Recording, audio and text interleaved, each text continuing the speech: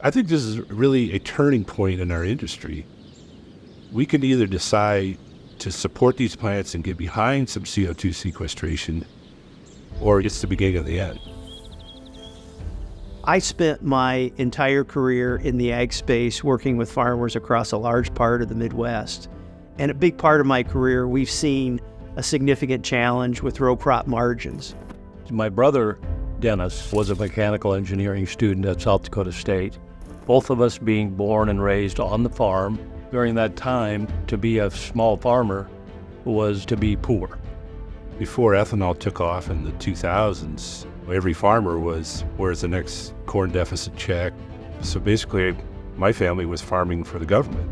My brother's tagline was sustainable agriculture. We got to have farming that's profitable. In 2001, we started up the first ICM design plant. Of the 180 plants in the U.S., we built 105 of them. Since ethanol has come on board, there is no more program for corn anymore because ethanol took care of that. You really put farmers on a trajectory of profitability. When I think about 5 billion bushels of corn being used in an ethanol outlet today, I think there could be a very similar amount in aviation fuel. So you think about the demand that's needed and the infrastructure that's needed. This low carbon market is giving us a significant opportunity. We can either decide to support these plants and get behind some CO2 sequestration, or it's the beginning of the end. There's nothing that we were doing here that was ever going to compete against that long term until we started improving this plant significantly. We're here with Pine Lake, helping them upgrade and fix up their plants and make it more efficient to help lower their CI score. This is prime corn country right here. So if they could monetize it, they would have another tool in their toolbox. We're getting primed and ready, and when we expand this plant, there's a significant investment in infrastructure. We think it brings another 10 jobs, and these are high-paying jobs. The people right in our community. This market has been very steady for us. I think this is really a turning point in our industry.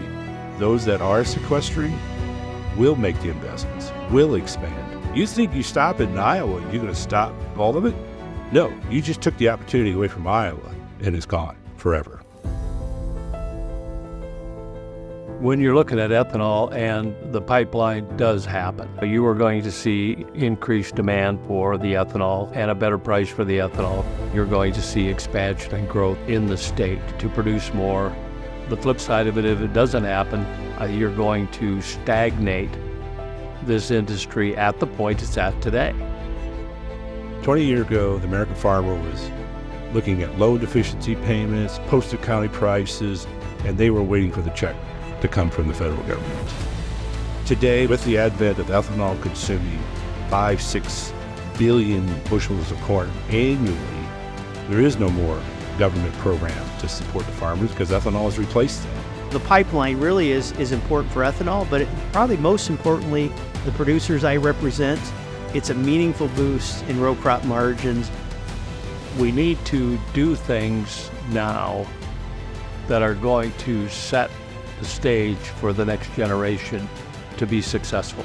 Farming is that way. Farming is a process. It's just not an immediate. Think about the long-term impact, not just for the generation today, but this is a generational event. It could benefit us for the next 20 to 30 years, and that is significant for us.